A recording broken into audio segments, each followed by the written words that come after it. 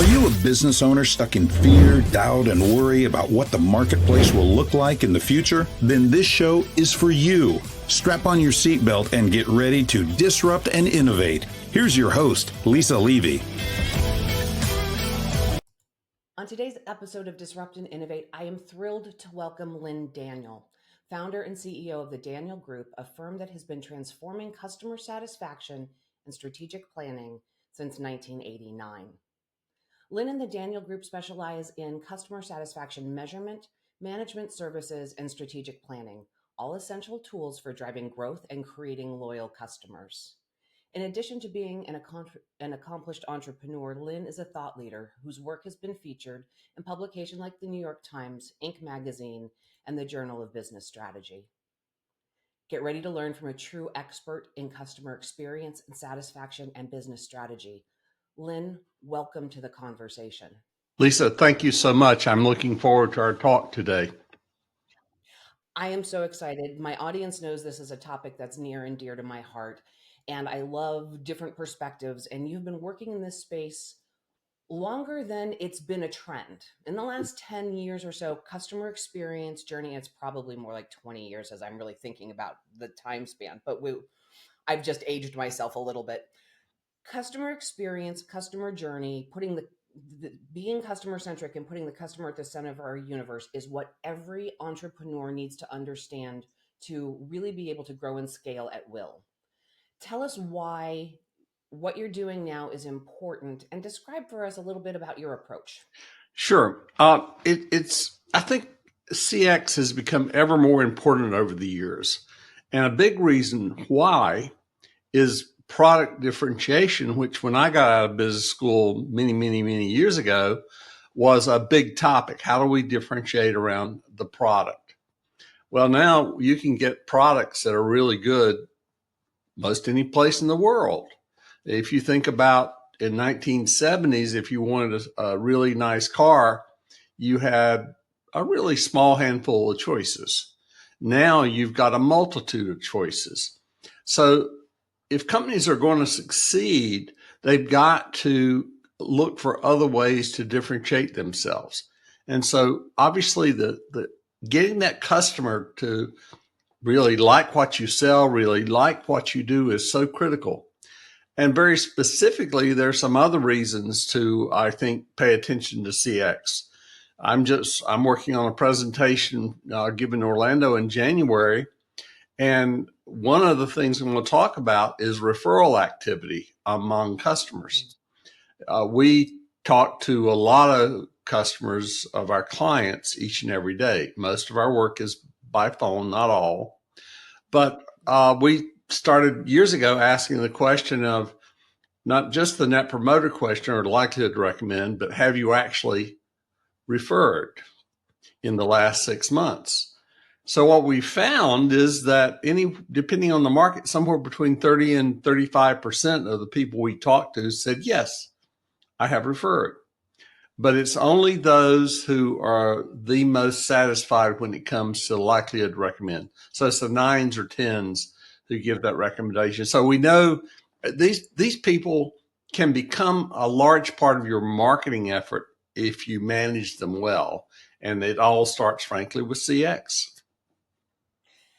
It does. And so if we're talking to an audience who may or may not be familiar with the customer journey and what we're talking about from an experience perspective, do a fast flyover for us on what it means from your perspective to design a good journey and build for that outstanding customer experience. I think the absolute first step is getting management, senior management, on board with what we're trying to accomplish.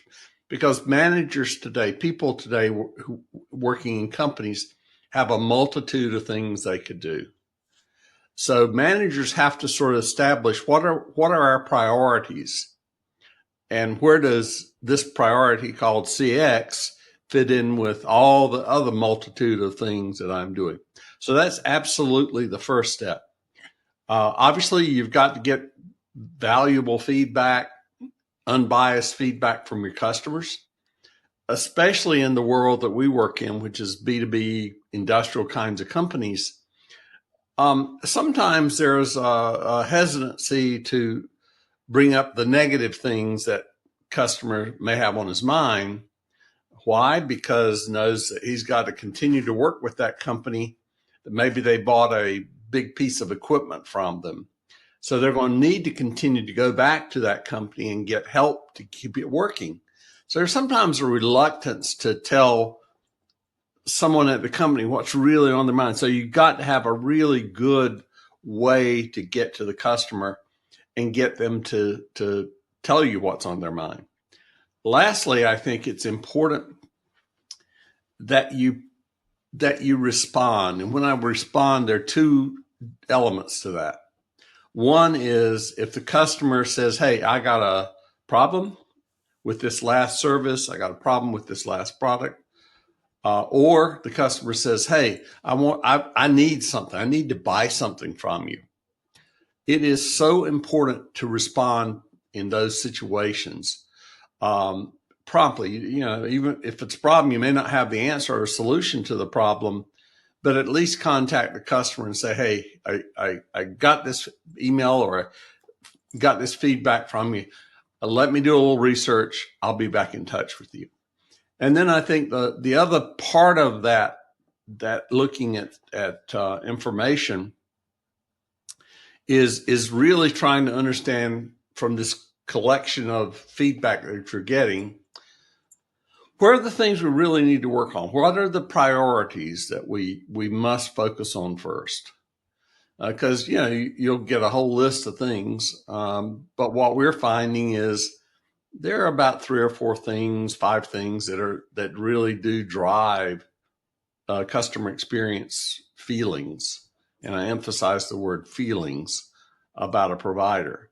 So you've got to really start to understand what those are, what's driving either the good things that are going on, the things that customers really like, or what are the things that are driving the customers in the other direction. And then obviously do something about them. Right. Having the data is only as good as your response to the data.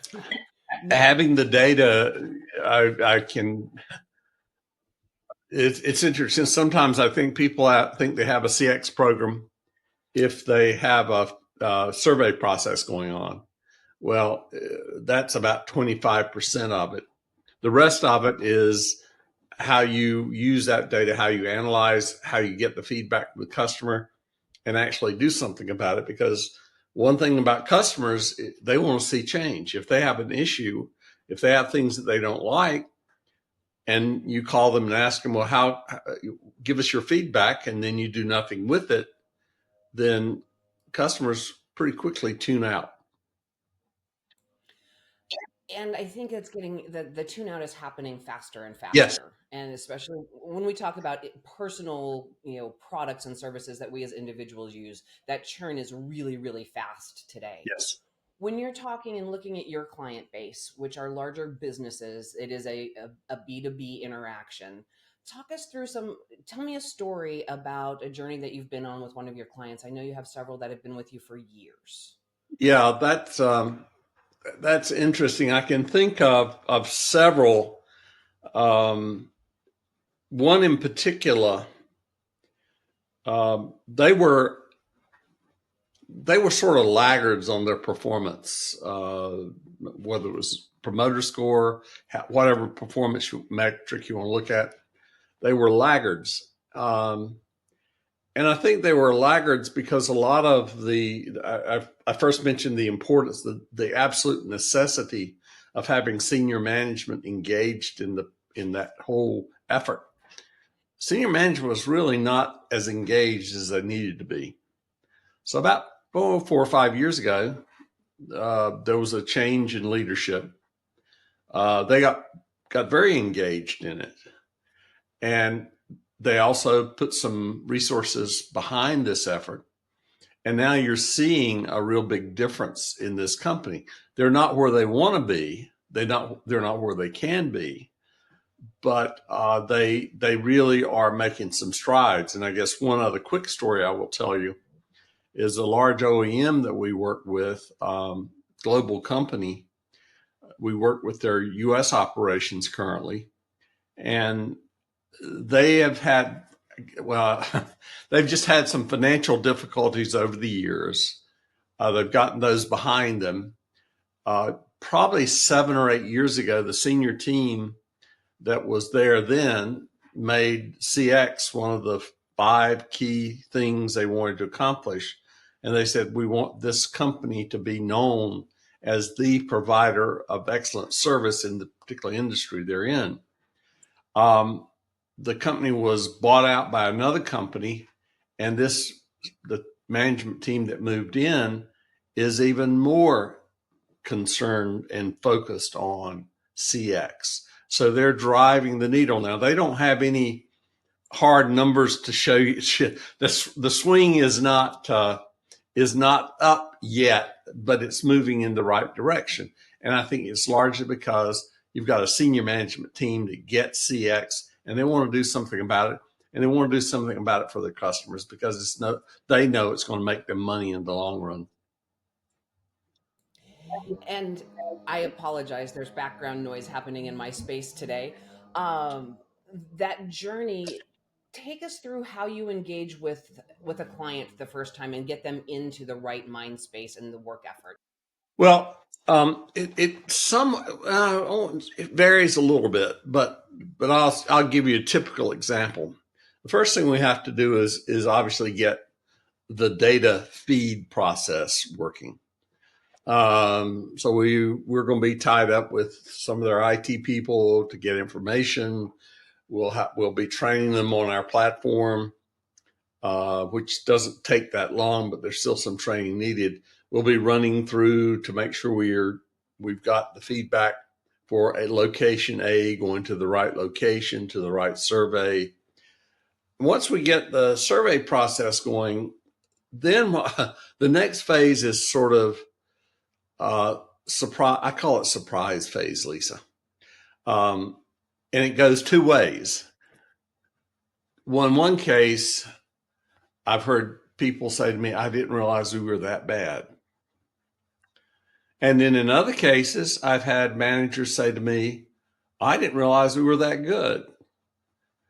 And it's because of your perspective. In one case in particular, I'm thinking about where the manager said, didn't realize it was that good. He was the one that was signing off on the major catastrophes that happen when the product blew up, or which happens infrequently. But when there was a major catastrophe, he was only seeing the real train wrecks. So I think that's a phase where people go through. They start to have to understand the data. They have to see what customers are saying. Then we sort of move into more of okay, what can we get from this data? What is it telling us? And that takes, you've got to have several months of data before you can begin to understand, well, where are the areas? So start looking at things like, if we've got a bunch of locations, which locations are performing better? Which locations are performing worse? One of the things that I like to tell our clients is you need to look very hard at your really strong performing locations, because, or I should say divisions, not just locations, and understand what are they doing well, and then move it to another branch or location or division that's not doing so well. In fact, we've got one client that's in the middle of doing that right now. We've got an underperforming region, and they're spending time in another region that is just really doing quite well, documenting what they're doing. And then they're going to start some training in come January to try to get this region more into what they need to be doing. And in that, the surprise phase, I love that language because it is very real, right? It's one or the other is about to happen. And I'm always surprised by that response, even though I know that it's coming. But it does not actually surprise me that the example you were talking about, the person who deals with the catastrophes, was surprised at how well they were perceived. If they actually respond well, that is one of the best times to build loyalty, Mm-hmm. right? Is how you respond to something catastrophic. And if they do it well, they absolutely should have some fantastic raving loyal Yes. fans in their customer base. And not saying that we want to create catastrophes to have fabulous responses to build our loyalty, but when it's done well, and I'm thinking back to an experience I had probably 20 years ago with a client. When the catastrophe happened, I was working operationally, but right, the response was spot on.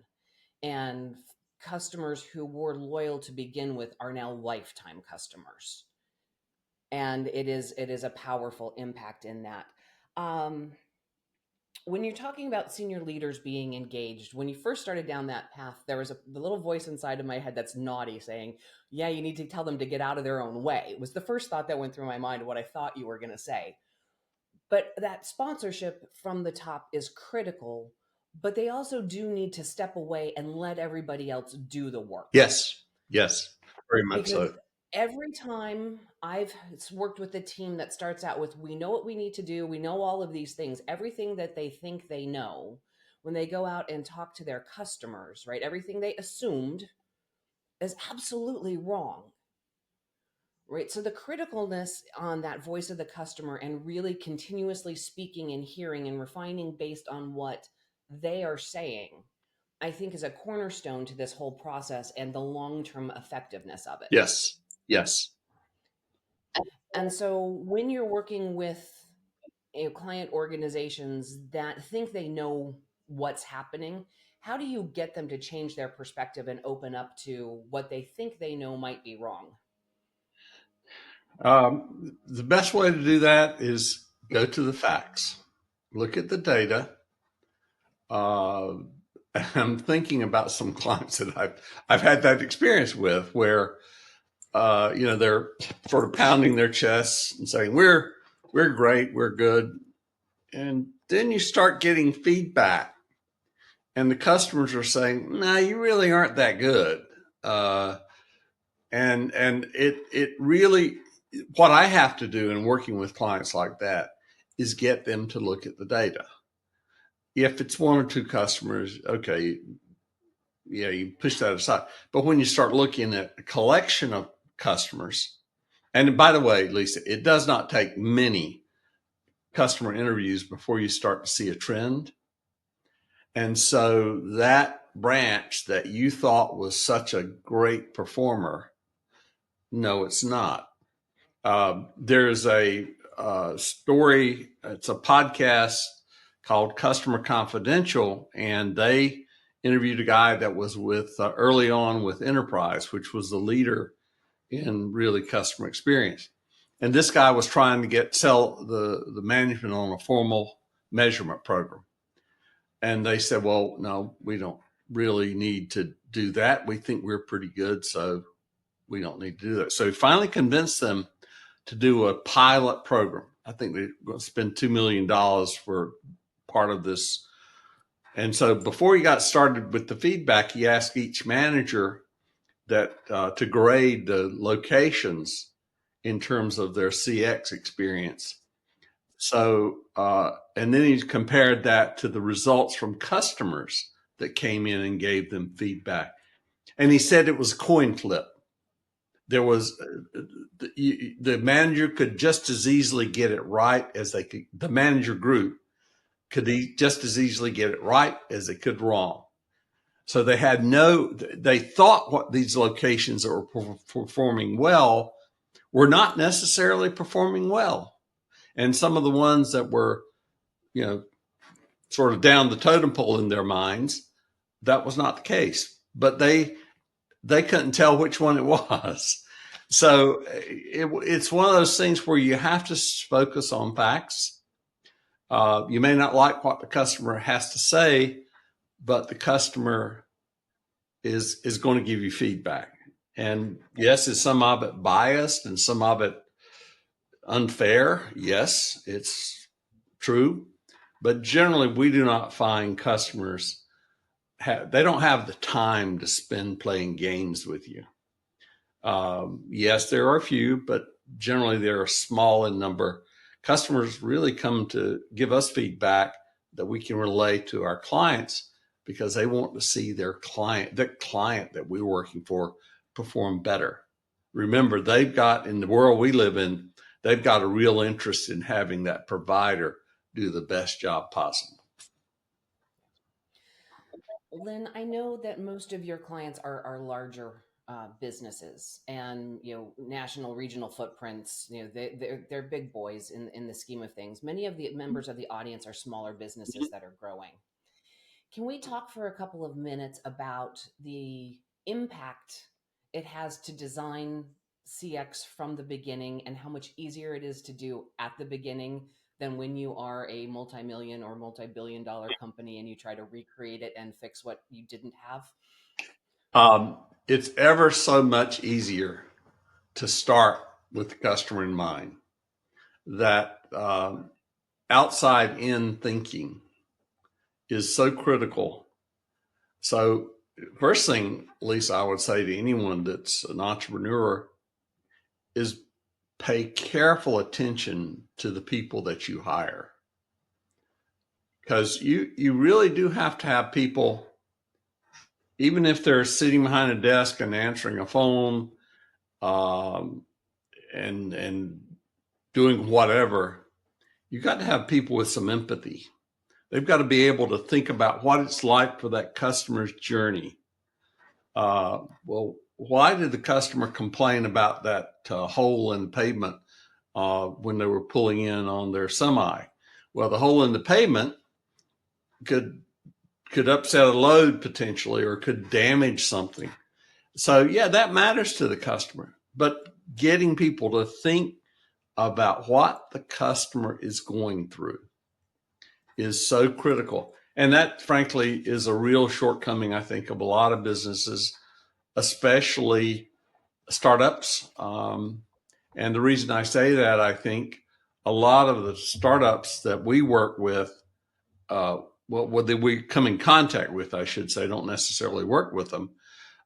They're generally based around some technology, so they're in love with the technology, which is great. I mean, I'm not knocking technology; we need it, but there is a human factor that you've got to think about ultimately, unless you're Amazon, maybe, but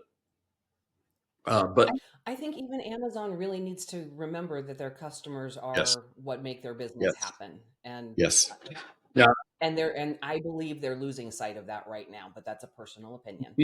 Well, the one thing they've got going for them is it's so easy to order, which also is one of those things for our clients. If you can make it easy to do business with, you're going to get all kinds of benefits. So I guess that's the other thing I would say to an entrepreneur: figure out how you make it easy.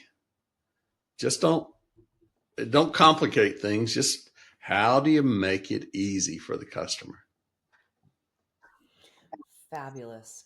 Lynn, if people are interested in learning more about what you and the Daniel Group do, how can they find out more? Sure. Lisa, our web address is www.thedanielgroup.com. My email address is Lynn Daniel, LYNNDANIEL @thedanielgroup.com. My phone number is 704-749-5018. Lynn, thank you for that. And for the audience, though, that information will be in the show notes to make it easier for you to find. Lynn, we've had a great conversation today. Thank you for taking us through, right, the process of really focusing on customer experience, starting with the senior leadership and making sure that they're really on board and focused, making sure that you're getting feedback from your customer, understanding what it is that you're doing well, but especially the things that you might not be doing well, and knowing that it's important to respond promptly to that feedback so that your customers know that you care, and that as you prioritize focus on what you're going to do, remember that there's really only probably 3 to 5 things that you're going to be able to influence that's going to drive change in this space. But the most important thing is when you start to take action, do something, right? Data is only data, and until you action it, adds no value to your business, or more importantly, to your customers. And for those of you who haven't started down this path yet, remember that in the beginning, it's easier. It's easier to design with the customer in mind than to retrofit and take it apart and put it back together when you've grown. Keep a focus on the people that you hire, and remember to make it easy. Lynn, I have appreciated the conversation that we've had, the time we've spent together today, and my audience, you know the rules. Don't get left behind. Join me next time. That's it for today's episode of Disrupt and Innovate. Head over to iTunes and subscribe to the show.